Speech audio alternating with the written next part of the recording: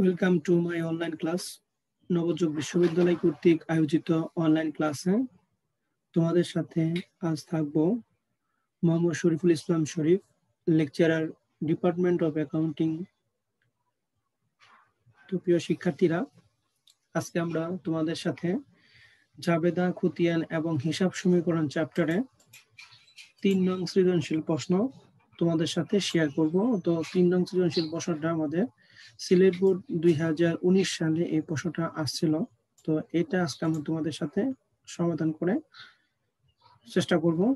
তো আসো প্রিয় শিক্ষার্থীরা, অঙ্কটা করার আগে আমরা প্রশ্নটা এক নজর পড়ে নিই। তো প্রশ্নটা আমাদের বলা ছিল যে 2018 সালে 1 জানুয়ারি তারিখে মিস্টার সুজা 50,000 টাকা এবং 70,000 টাকা আসবাবপত্র এবং 1 লক্ষ টাকা 10% ব্যাংক ঋণ নিয়ে ব্যবসা আরম্ভ করলেন। তো প্রিয় শিক্ষার্থীরা, এখানে দেখো এই ভদ্রলোক 3টি জিনিস নিয়ে ব্যবসা শুরু করছে। প্রথম হচ্ছে 50,000 টাকা নগদ, 70,000 টাকা কি আসবাবপত্র। এই দুইটা হচ্ছে সম্পদ। এই দুইটা সম্পদের যোগফল হবে প্রারম্ভিক মূলধন।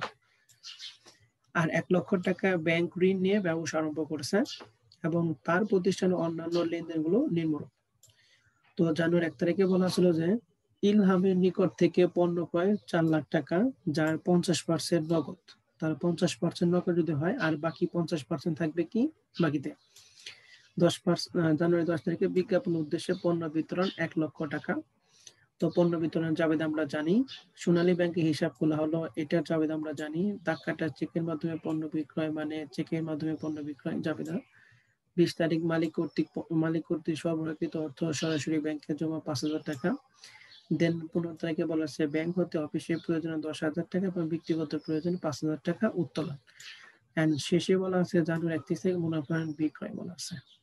তো এই হচ্ছে আমাদের মিস্টার সুজয়ের 2018 সালের জানুয়ারি 31 তারিখ পর্যন্ত আমাদের লেনদেনগুলো। তো এই লেনদেনের উপর ভিত্তি করে আমাদের 3টা প্রশ্ন করা হয়েছে। প্রথম প্রশ্ন হচ্ছে জনাব সুজয়ের প্রারম্ভিক মূলধনের পরিমাণ নির্ণয়। তো প্রারম্ভিক মূলধন আমরা জানি যেদিন যে তারিখ যে মাসটা দেওয়া আছে ওই মাসের 1 তারিখে যে সমস্ত সম্পদগুলো আছে সম্পদের যোগফল হচ্ছে আমার প্রারম্ভিক মূলধন। তো আমাদের জানুয়ারি 1 তারিখে তার সম্পদ ছিল 50,000 টাকা এবং 70,000 টাকা আসবাবপত্র। আর এই 1 লক্ষ টাকা তার কি ছিল? দায় ছিল। তো অতএব দায়টা আমাদের আসবে না, শুধু সম্পদের দুইটা যোগফলই আমাদের প্রারম্ভিক মূলধন। তো আসো প্রিয় শিক্ষার্থীরা, আমরা তাহলে ক নম্বর প্রশ্নটা করে আসি। তো আমাদের এখানে বলা আছে জনাব সুজা, তো আমরা লিখবো জনাব সুজা প্রারম্ভিক মূলধনের পরিমাণ নির্ণয়।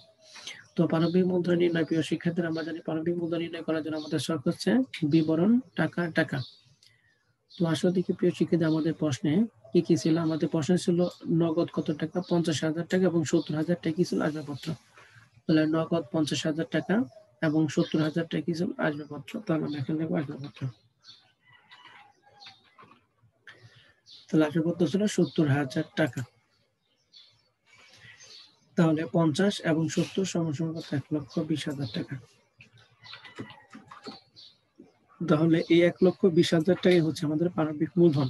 তো প্রিয় শিক্ষার্থীরা, প্রারম্ভিক মূলধনটা আরেকটা ভাবে নির্ণয় করা যায়, সেটা হচ্ছে যেহেতু এখানে মিস্টার সুজা 1 লক্ষ টাকা ঋণ নিয়ে ব্যবসা শুরু করছে, তাহলে ঋণের টাকা 1 লক্ষ টাকা, এটা 50,000 টাকার সাথে যোগ করবো। অর্থাৎ তখন আমাদের নগদ টাকা হবে 1.5 লাখ টাকা। এই 1.5 লক্ষ টাকা প্লাস হচ্ছে 70,000 টাকা, এখান থেকে আমাদের দায় বাদ দিব কত? 1 লাখ টাকা। তাহলে আমাদের কত বের হয়ে যাবে? 1,20,000 টাকা বের হয়ে যাবে। তো এত পেছানোর দরকার নাই, আমাদের যেভাবে আছে আমরা ঠিক ওভাবে করলাম। আমাদের কি প্রারম্ভিক সম্পদের যোগফলে কি প্রারম্ভিক মূলধনের পরিমাণ। তাহলে নগদান হিসাব আসবে এবং আসবাবপত্র হিসাব আসবে, এই দুইটা যোগ করলে আমাদের প্রারম্ভিক মূলধন। তো প্রিয় শিক্ষার্থী, এরপর আমাদের বলা আছে যে জানুয়ারি 4 তারিখে 10 তারিখ 15 তারিখ এবং 31 তারিখের লেনদেনগুলো কি করতে বলছে? জাবেদা দিতে বলছে। তো আমরা জাবেদা দিব। তো জাবেদার দাগটা আমরা কাটবো তাহলে। তো আমাদের প্রিয় শিক্ষার্থী, জাবেদার দাগ হচ্ছে কয়টা? 5টা। তো জাবেদার দাগগুলো আমরা কাটবো। কি কি জাবেদার দাগ? তারিখ, বিবরণ, খতিয়ান পৃষ্ঠা, ডেবিট টাকা, ক্রেডিট টাকা। তো এই হচ্ছে জাবেদার দাগ। প্রতিষ্ঠান নাম হচ্ছে জনাব সুজা।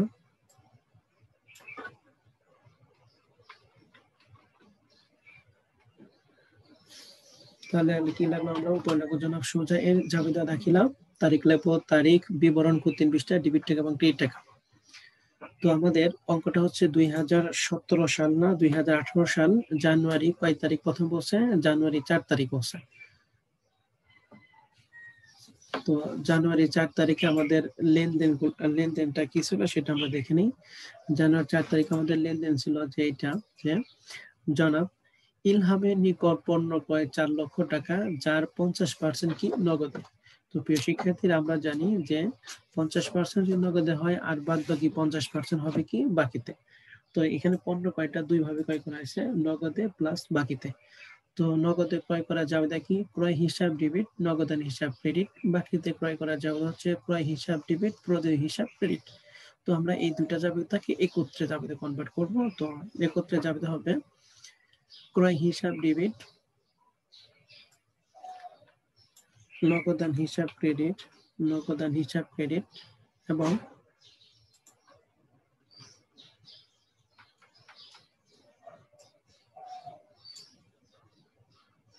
নগদান হিসাব ক্রেডিট এবং প্রদেয় হিসাব ক্রেডিট।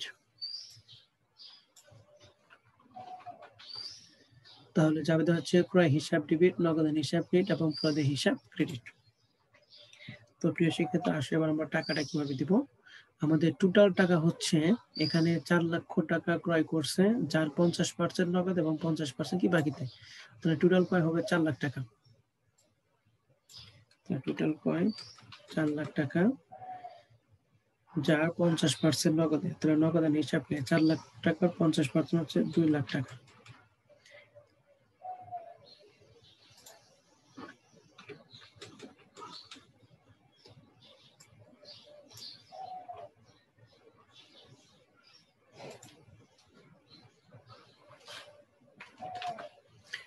তো নগদ এবং বাকিতে ক্রয় জাবেদা আমরা কমপ্লিট করলাম। এখন এর জন্য আমরা ছোট্ট একটা নোট দিব। তো নোটটা আমরা কি লিখবো? নোট আমরা লিখবো নগদ ও ধারে পণ্য ক্রয় করা হলো। ধারে পণ্য ক্রয় করা হলো, জাস্ট এটুকু লিখলেই হয়ে যাবে। তাহলে আমাদের জানুয়ারি 4 তারিখে জাবেদা আমাদের কমপ্লিট। এরপর আমাদের বলছে জানুয়ারি 10 তারিখ। তাহলে জানুয়ারি 10 তারিখে আমাদের জাবেদাটা কি আছে আমরা একটু দেখে নিই, লেনদেনটা কি আছে। তো জানুয়ারি 10 তারিখে বলা আছে যে বিজ্ঞাপনের উদ্দেশ্যে বিনামূল্যে পণ্য বিতরণ। পণ্য বিতরণ করার ফলে ক্রয় পরিমাণ কমে গেছে। তো পণ্য বিতরণের জন্য জাবেদা আমরা জানি বিজ্ঞাপন হিসাব ডেবিট এবং ক্রয় হিসাব ক্রেডিট। তাহলে আমরা জাবেদা লিখবো বিজ্ঞাপন হিসাব ডেবিট, বিজ্ঞাপন হিসাব ডেবিট এবং ক্রয় হিসাব ক্রেডিট।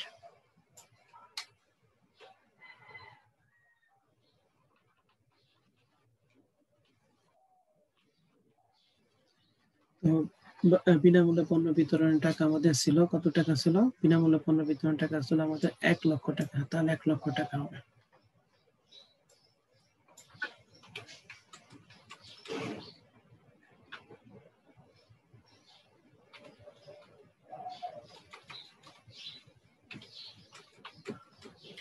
তো এটার জন্য আমরা নোটটা একটু লিখবো। এটার জন্য আমরা নোট লিখবো বিজ্ঞাপনের উদ্দেশ্যে পণ্য বিতরণ করা হলো। শেষ, এটুকু লিখলে না। এরপর আমাদের বলছে জানুয়ারি কয় তারিখ? জানুয়ারি 15 তারিখ। তো জানুয়ারি 15 তারিখে 15 তারিখটাকে বসাই, জানুয়ারি 15 তারিখ। এবং জানুয়ারি 15 তারিখের লেনদেনটা আমাদের ছিল দাগ কাটা চেকের মাধ্যমে পণ্য বিক্রয়। তো প্রিয় শিক্ষার্থী আমাদের দাগ কাটা চেকের মাধ্যমে পণ্য বিক্রয় মানে ব্যাংকের মাধ্যমে পণ্য বিক্রয় করা হয়েছে। তাহলে ব্যাংকের মাধ্যমে পণ্য বিক্রি করা বলে ব্যাংকের টাকা বাড়ছে, যাবে হবে ব্যাংক হিসাব ডেবিট আর বিক্রয় হিসাব ক্রেডিট। ব্যাংক হিসাব ডেবিট, ব্যাংক হিসাব ডেবিট এবং বিক্রয় হিসাব ক্রেডিট।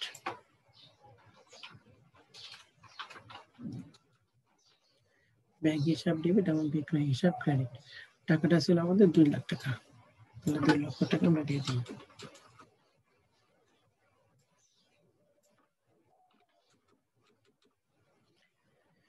তো প্রিয় শিক্ষার্থীরা এর জন্য আমরা নোটটা কি লিখবো? লিখবো যে দাগ কাটা চেকের মাধ্যমে পণ্য বিক্রয় করা। দাগ কাটা চেকের মাধ্যমে পণ্য বিক্রয় করা হবে। শেষ। জানুয়ারি 15 তারিখের পরে আমাদের সর্বশেষ যে তারিখ সেটা হচ্ছে জানুয়ারি 31 তারিখ। তো জানুয়ারি 31 তারিখের তারিখটা আমরা বসাই জানুয়ারি 31। এরপর জানুয়ারি 31 তারিখের লেনদেন আমরা কি বলছে, মুনাফাবিহীন পণ্য বিক্রয়। তো মুনাফাবিহীন পণ্য বিক্রয় করার ফলে লাভ হয় না, লস হয় না। তো মুনাফাবিহীন পণ্য বিক্রয় জাবেদা হচ্ছে বিক্রয় হিসাব ডেবিট এবং ক্রয় হিসাব ক্রেডিট। তো আমরা জাবেদা দিব বিক্রয় হিসাব ডেবিট, বিক্রয় হিসাব ডেবিট এবং ক্রয় হিসাব ক্রেডিট।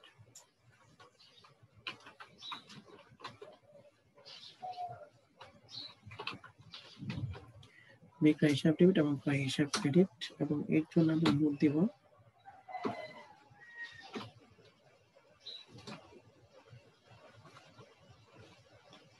মুনাফাবিহীন পণ্য বিক্রয় করা হলো। তো মুনাফাবিহীন পণ্য বিক্রয় টাকাটা বলতে ছিল 1 লক্ষ টাকা, তাহলে আমরা টাকাটা দিব 1 লক্ষ টাকা দিয়ে দিলাম।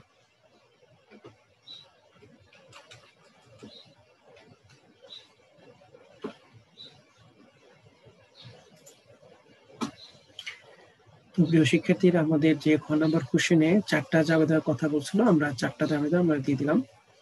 তো জাবেদাগুলি কি ছিল? জাবেদাগুলি এটা ছিল যে প্রথম জাবেদা ছিল হলো পণ্য ক্রয় করছি নগদে এবং বাকিতে। তো নগদে এবং বাকিতে ক্রয় করার জাবেদা হচ্ছে ক্রয় হিসাব ডেবিট, নগদান হিসাব ক্রেডিট এবং প্রদেয় হিসাব ক্রেডিট। 2 নম্বর জাবেদা ছিল বিনামূল্যে পণ্য বিতরণ জাবেদা, পণ্য বিতরণ জাবেদার জন্য বিজ্ঞাপন হিসাব ডেবিট এবং ক্রয় হিসাব ক্রেডিট। 3 নম্বর জাবেদা ছিল দাগ কাটা চেকের মাধ্যমে পণ্য ক্রয়, দাগ কাটা চেকের মধ্যে পণ্য ক্রয় জাবেদা, পণ্য বিক্রয় জাবেদা হচ্ছে ব্যাংক হিসাব ডেবিট, বিক্রয় হিসাব ক্রেডিট। আর শেষেরটা ছিল আমাদের মুনাফাবিহীন বিক্রয়, মুনাফাবিহীন বিক্রয় জাবেদা হচ্ছে বিক্রয় হিসাব ডেবিট এবং ক্রয় হিসাব ক্রেডিট। তো আশা করি প্রিয় শিক্ষার্থীরা, তোমাদের খ নম্বর কোশ্চেন যে আমাদের প্রশ্নে যে 4টা জাবেদা পৌঁছলো, 4টা জাবেদা তোমরা বুঝতে পেরেছো। এখন আমরা চলে যাবো খ নম্বর প্রশ্ন। গ নম্বর প্রশ্নের মধ্যে বলা যায় যে চলমান জেটসব পদ্ধতি অনুযায়ী বিক্রয় হিসাব এবং ব্যাংক হিসাব প্রস্তুত করতে হবে। তো বিক্রয় হিসাব এবং ব্যাংক হিসাব প্রস্তুত করার জন্য আমরা 2টা খুঁটিনাটি দাগ কাটবো। তো গ নম্বর কোশ্চেনে খুঁটিনাটি দাগটা আমরা অঙ্কন করি।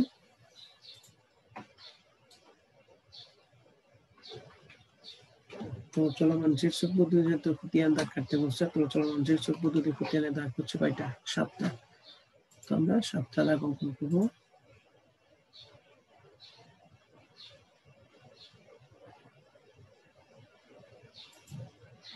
ওকে, তো দাগটা আগে দেখে নিই।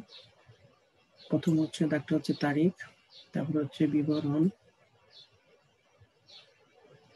তারপর প্রতি পৃষ্ঠা টিভিটা 1 টাকা, যে টিভিটা 1 টাকা।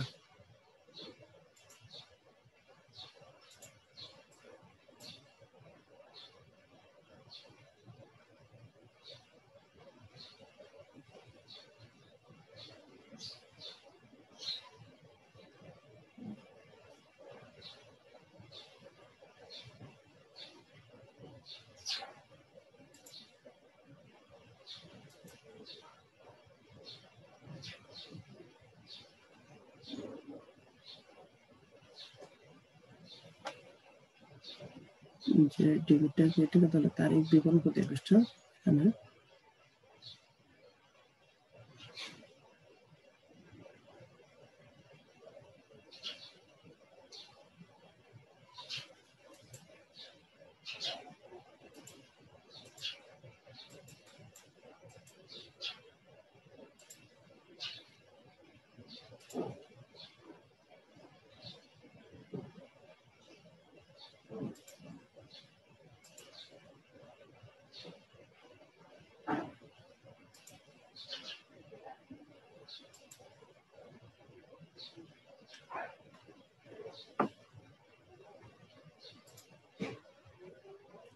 এখন আমাদের একটা এই দাগটা আমাদের লাগবে না, এই জন্য দাগটা কেটে দিলাম। প্রথম আমরা দিব হচ্ছে তারিখ, তারপর হচ্ছে বিবরণ, তারপর প্রতিয়ান পৃষ্ঠা, প্রতিয়ান পৃষ্ঠা হচ্ছে ডেবিট টাকা,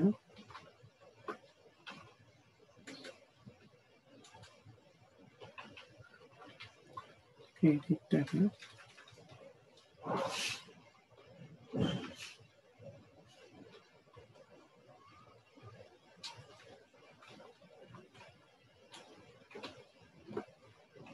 জের ডেবিট টাকা ক্রেডিট টাকা।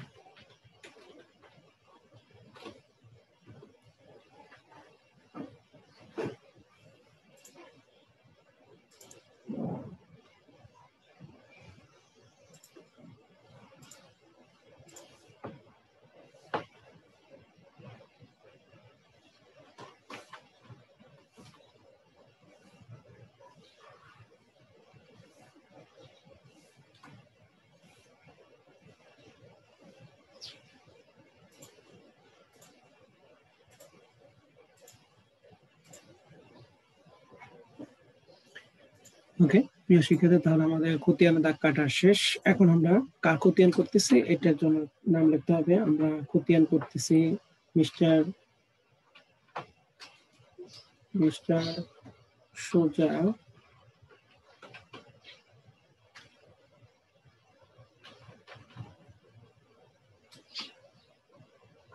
খতিয়ান। কোন পদ্ধতি করতেছি? চলমান জের সব পদ্ধতি। তাহলে চলমান জের সব পদ্ধতি লিখে দিই, চলমান জের সব পদ্ধতি।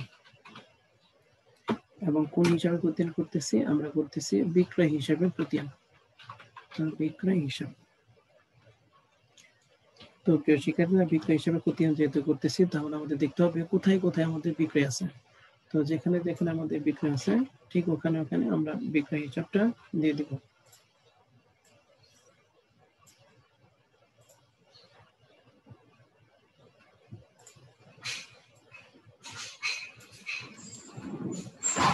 ওকে, তাহলে এখন আমরা দেখি জানুয়ারি 1 তারিখে আমাদের বিক্রয় নাই, জানুয়ারি 4 তারিখে আমাদের বিক্রয় নাই, জানুয়ারি 10 তারিখে আমাদের বিক্রয় নাই, 12 তারিখে নাই, 15 তারিখ আছে। দাগ কাটা চেকের মাধ্যমে পণ্য বিক্রয়। তো দাগ কাটা চেকের মাধ্যমে পণ্য বিক্রয় যাবে হচ্ছে ব্যাংক হিসাব ডেবিট, বিক্রয় হিসাব ক্রেডিট।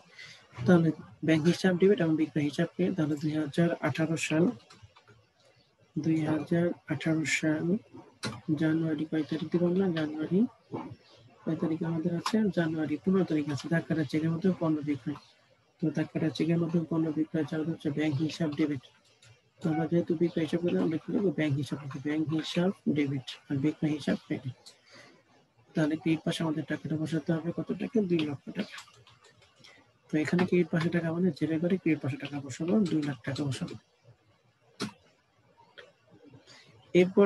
এরপরে তারিখ হচ্ছে আমাদের জানুয়ারি কয় তারিখ? জানুয়ারি 15 তারিখের পর আমাদের দেখতে হবে আর কোথায় বিক্রয় আছে। জানুয়ারি 15 তারিখ 20 তারিখে আমাদের কোনো বিক্রয় নাই, 25 তারিখে আমাদের কোনো বিক্রয় নাই, এবং 31 তারিখে আমাদের বিক্রয় আছে মুনাফার বিক্রয়। মুনাফার বিক্রয় যাবে হচ্ছে বিক্রয় হিসাব ডেবিট এবং ক্রয় হিসাব ক্রেডিট। তাহলে জানুয়ারি কয় তারিখ? 31 তারিখ।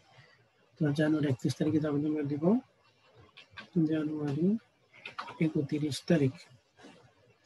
তো যাবে হচ্ছে বিক্রয় হিসাব ডেবিট এবং ক্রয় হিসাব। তাহলে বিক্রয় বিপরীতে আছে আমাদের ক্রয় হিসাব, আমরা লিখবো ক্রয় হিসাব। যেহেতু বিক্রয় হিসাব ডেবিট, আমার ডেবিট পাশে হবে 10,000 টাকা।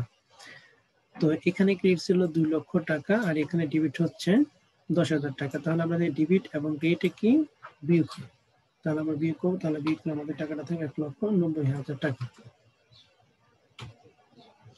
তাহলে এই 1,90,000 টাকা হচ্ছে আমাদের বিক্রয় হিসাবের খতিয়ানের টাকা। তো আশা করি প্রিয় শিক্ষার্থীরা এই খতিয়ানটা তোমরা বুঝতে পেরেছ। এরপর আমরা চলে যাব ব্যাংক হিসাবের খতিয়ান। আমরা একটা দাগ অঙ্কন করি ব্যাংক হিসাবের খতিয়ানের। তো আমরা এখানে নেব কি? ব্যাংক হিসাব।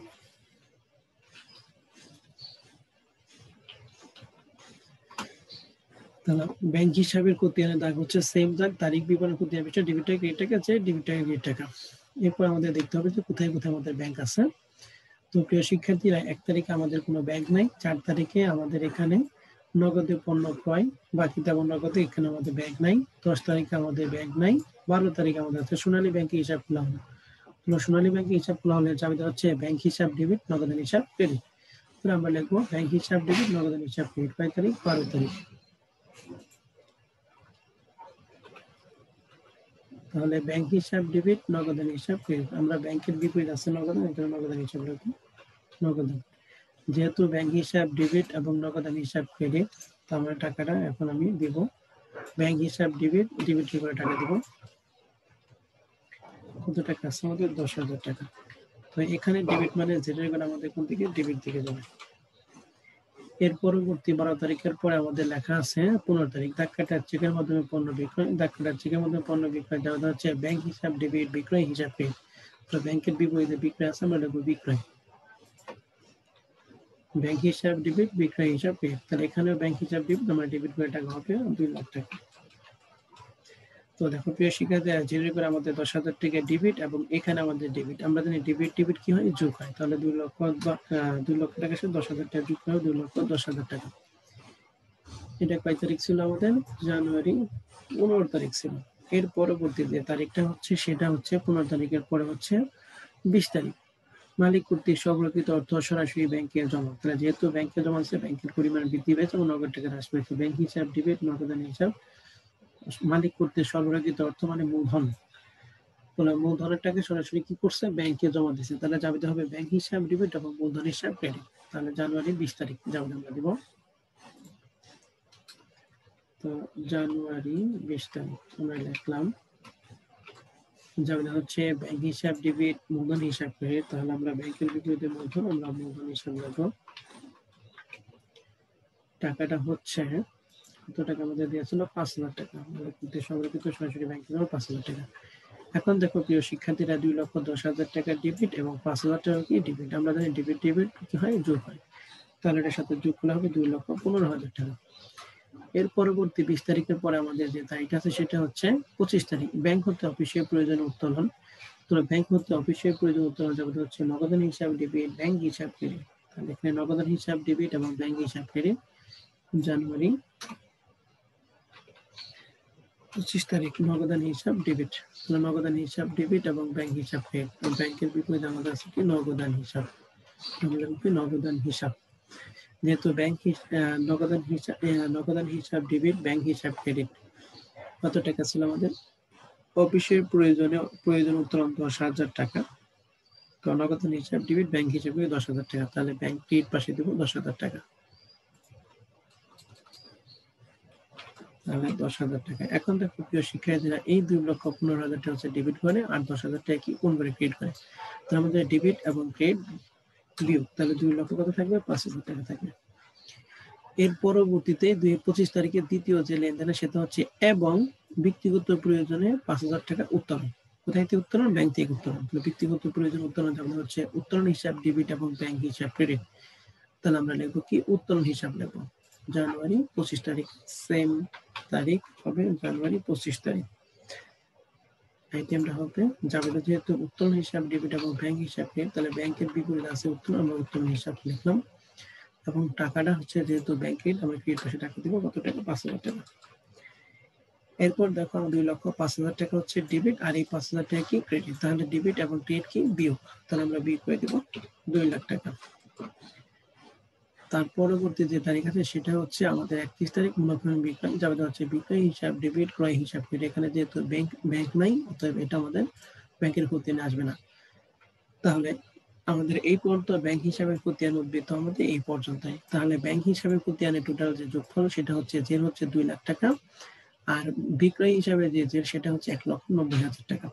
তাহলে বিক্রয় হিসাবে জের 1,90,000 টাকা ক্রেডিট এবং ব্যাংক হিসাবে জের হচ্ছে 2 লক্ষ টাকা কি ডেবিট। তো এই ছিল প্রিয় শিক্ষার্থীরা সিলেট বোর্ড 2019 সালে যে প্রশ্নটা আসছিল সেটা আজকে তোমাদের সাথে শেয়ার করলাম। আশা করি ব্যাপারটা তোমরা বুঝতে পেরেছো। তো পরবর্তী ক্লাস করার জন্য আমন্ত্রণ জানিয়ে এখানে আজকে ক্লাস শেষ করছি। আল্লাহ হাফেজ, আসসালামু আলাইকুম।